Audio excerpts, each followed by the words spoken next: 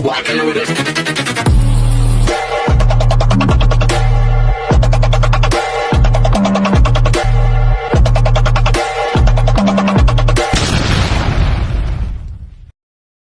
Hello beautiful people! Welcome back to my channel. This is your Mama Sam dito sa Sam Sam TV. Kamusta naman kayo mga amigo, amiga, kumare at kumpare? Sana lahat kayo ay okay na okay at safe ngayong gabi. Kung ako naman ang tatanungin ninyo, syempre medyo pagod talaga ang lola ninyo. 2 araw na akong pagod.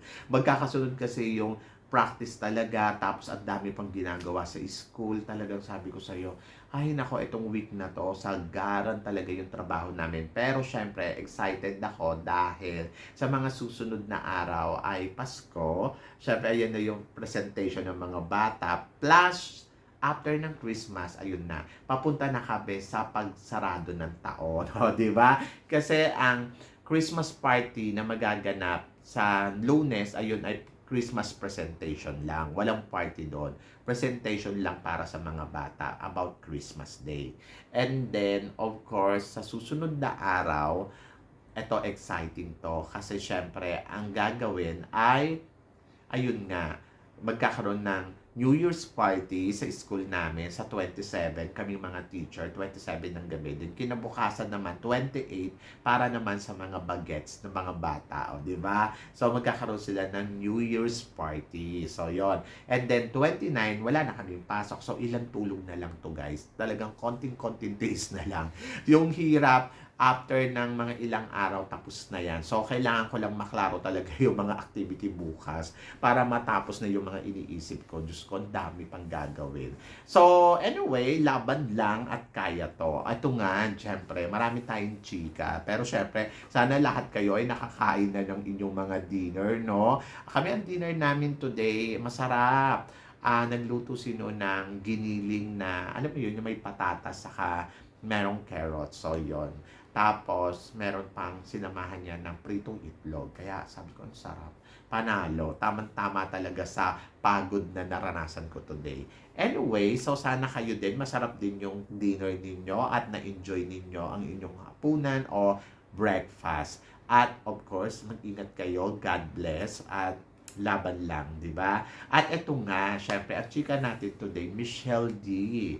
Nako, grabe, hindi na talaga matapos at hindi na maawat-awat etong si Michelle D sa mga eksena niya ngayon dito sa Pilipinas. So, after niya maimbitahan sa Indonesia, balik Pilipinas si Michelle D sa mga iba pang mga activity na inaatenan niya. At ito nga, kanina nga, inimbitahan si Michelle D ng European Union Ambassador ng dito sa Philippines, kung saan naman ay talagang binigyan siya ng honor para, alam mo yun, ma-interview, makausap, at syempre gawa sila ng mga project.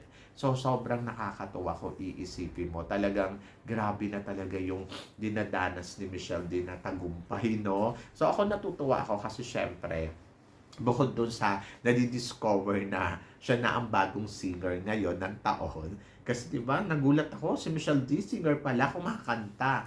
At nakakatuwa kung iisipin mo kasi parang nasa puso niya talaga yung ginagawa niya ngayon. At the same time talaga, umani talaga siya ng tagumpay. In fairness talaga kay Michelle D. Ayun talaga yung benefit niya sa paglaban niya dito sa Miss Universe Philippines. Mas lumaki yung pangalan niya. Imaginein mo yung followers niya dati, nasa 500 plus lang bago siya pumunta ng Miss Universe. 500 to 400, ganun, di ba? Pero ngayon, grabe, umabot na ng 1.7 million. Ganon, katindi. Samantalang si Antonia merong 1.8 million. And then si Michelle din naman, 1.7 million. 1 million na lang, matatapatan niya na si Antonia Forsyth. At nalagpasan niya pa ang Miss Universe. Imaginein mo. So, kahit sa mga eksena ganap, yung mga runners-up ng Miss Universe, kamusta naman? Parang wala tayo ng balitaan ng mga ganap nila. Ito naman si Antonia, dito naman ang mga eksena naman nito ay inimbitahan siya ng mga sponsors ng Miss Universe Thailand. Madami yung sponsors na yan noon pa, di ba? So, ayun, nagiging siya doon, guest, kung ano-ano, mga eksena. Ganon ang eksena ni Antonia Forsyth. Tapos, yung bagong Reyna naman, galing naman sa Indonesia para mag-shoot ng vitamin C. Then, after, wala, bakante. And then yung mga runners-up na iba katulad ni Australia, wala naman tayo nababalitaan sa kanya kung ano naman eksena niya. For sure naman, ang Australia, deadma lang sila sa pagiging second runner-up nito ni Miss Australia dito sa Miss Universe. And then, yung top 5, si Venezuela, sino ba to? Si Puerto Rico, wala din. Tapos, sino pa ba yung isa na kasama sa top 5? Si Colombia, wala naman din masyadong eksena. So, ibig sabihin, yung mga napili nila sa top 5, ano ba ang ganap? Kung si Michelle D, kukumpara mo sa totoo lang, kahit kay Antonia Forsyth, mas madami pa talagang eksenang nagawa si Michelle D at makabuluhan. Imagine mo, hindi lang naman siya ini-invite sa mga sponsors. Ini-invite siya courtesy call sa mga government. Kung iisipin mo, talagang in-honor nila etong si Michelle T bilang isa sa mga masasabi mo talagang magaling. Kumbaga, ito binibigay lang to sa nanalong mga beauty title talaga. Pero si Michelle D, no. Hindi niya kailangan maging beauty title para maranasan to. Kumbaga, parang maraming naniniwala talaga sa galawan ng isang Michelle D at kung ano yung ipinakita niya sa Miss Universe, there are believe na kailangan pa, kumbaga, dapat na-receive niya pa ng more than doon sa nakuha niyang top 10 placement. Kumbaga, parang naniniwala ang lahat na dapat panalo si Michelle D. Hindi siya man nanalo sa mata ng judges, pero panalo talaga siya sa puso ng mga Pinoy. Ayun yung maganda na nakita natin dito kay Michelle D, di ba? Kaya talagang hindi mo na maawat. Alam niyo, sa totoo lang, ewan ko ba kung naiisip to ng organization, kung naiisip to ng mga naging judges, kung ano ang benefit na makukuha nila kapag Philippines or si Michelle D ang pinanalo nila noon dito sa Miss Universe. Kasi imaginein mo ha, top 10 pa lang to, pero yung kabila ang inviting sa kanya, invited siya dito, invited siya doon. Grabe na. What if pa kaya kapag naging Miss Universe siya? So, ganun kaingay ang ibibigay niya doon sa Miss Universe organization. Pero, binaliwala yun ng organization. At, ayun, hindi nila nakita talaga yung potential, yung galing noon na lumalaban pa lang si Michelle D. So, sa ngayon, parang feeling ko talaga, siguro yung mga judges, alam ko naman deadma naman sila kung ano yung nangyayari kasi tapos na yung trabaho nila, bayad na sila dyan sa Miss Universe. Pero sa totoo lang, kung talagang gusto nila na matulungan yung organization na mas umangat pa, mas parang mapag-usapan pa ng gusto, lalaruin talaga nila, tutulungan nila yan na pwede nila ipanalo si Philippines. Hindi naman nila ipapanalo si Philippines kasi potential para makakuha ng madaming endorsement ang Miss Universe ha. Papanalo nila si Michelle D dahil nakita nila na talagang magaling naman si Miss Philippines. Kaya lang kasi ang ginawa nila, sineryoso din nila kasi nila ng bonggang-bongge. Kumbaga parang feeling ko yung mga judges, parang ang ginawa nila dyan ay masyado nilang pinagkaisahan si Philippines na parang ay nako, siguro isa din sa mga nakita ko dyan na ay nako, lagi naman si Philippines na nanalo. Pwede din, ay nako kasi toxic yung mga ano niyan. Eh di ba may mga ilang judges dyan na ayaw kay Philippines. Lalo na sila Miss Paraguay. Feeling ko ayaw niya kay Miss Philippines kasi eto na nga lang, Diyos ko, si Jimena Navarrete. Imaginein mo, wala sa top 10 niya o top 20 niya noon, yung naglabas siya ng top 20, wala sa kanya doon si Miss Philippines. O, kung iisipin mo, at kung magiging judge siya sa susunod na taon, hindi dapat tayo magtiwala kay Jimena Navarrete kasi feeling ko parang talagang ilalaglag niya na ang Pilipinas pagdating sa competition na to at ipapasok niya si Mexico. Kumbaga, wag sanang mag-judge si Jimena kasi pag nag-judge si Jimena Navarrete ay naku, good luck. Saka ayun nga, so bawas-bawasan din natin ang pagtira kay Kun An kasi tulad nga na sinabi nyo, powerful si Kun An. So maaaring dumating yung panahon, malaki yung say niya sa nagiging resulta at pwede niya sabihin na ay nako, tumutok muna tayo sa iba, wag muna kay Philippines, 'di ba? So ang nakakalungkot lang kapag ganun yung nangyari, possible na talagang malihis yung, kawawa yung mga lalaban natin na kandidata.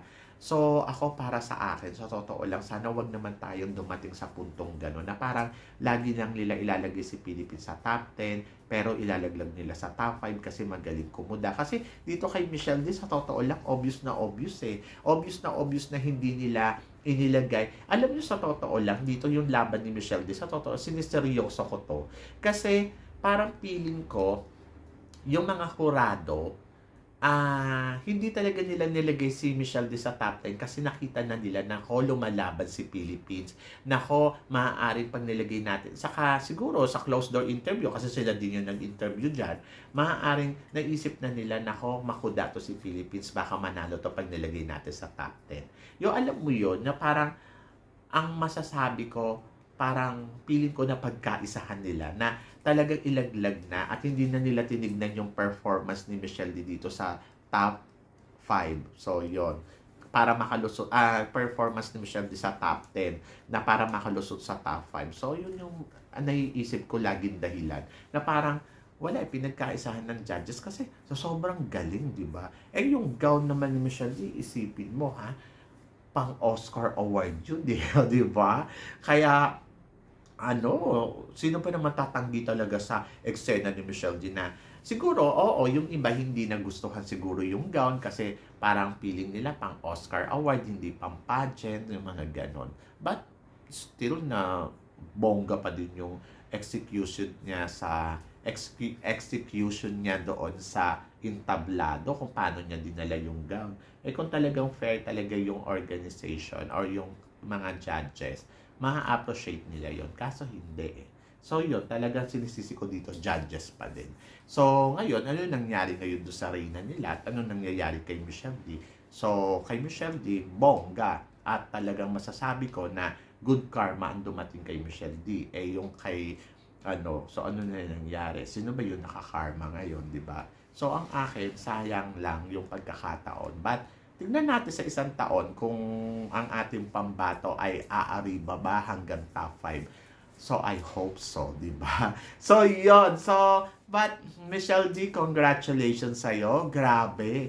Hanggang ngayon talaga hindi pa rin matapos-tapos ang eksena mo sa mga tawag dito, sa mga importante na malalaking kumbaga kumpanya, malalaking gobyerno, hindi pa rin matapos-tapos talaga yung courtesy call niya sa mga bawat ambassador. So yun. So congratulations, nakakatuwa kasi hindi ka man nanalo ng Miss Universe, parang feeling ko panalo ka talaga sa puso ng lahat ng tao sa buong mundo. 'Di ba? So, yon guys. Kayo guys, ano guys ang masasabi ninyo dito sa mga chika natin? So, please comment below para at least malaman ko naman kung ano naman ang chika mo sa mga pinag-uusapan natin. So, yun guys, maraming salamat. Syempre, sa inyong lahat, sa walang sawang suporta na binibigay ninyo dito sa channel ko. At sa mga hindi pa po nakaka-subscribe dyan, please don't forget to click like and subscribe my channel at i-click nyo na rin po yung notification bell para lagi kayong updated. Syempre sa aking mga chika, sabi nga ganon, always keep smiling and always think positive. Walang imposible guys, magtiwala lang tayo sa kanya. Kaya guys, hanggang dito na lang, hanggang sa muli nating chikahan. See you tomorrow. Thank you guys.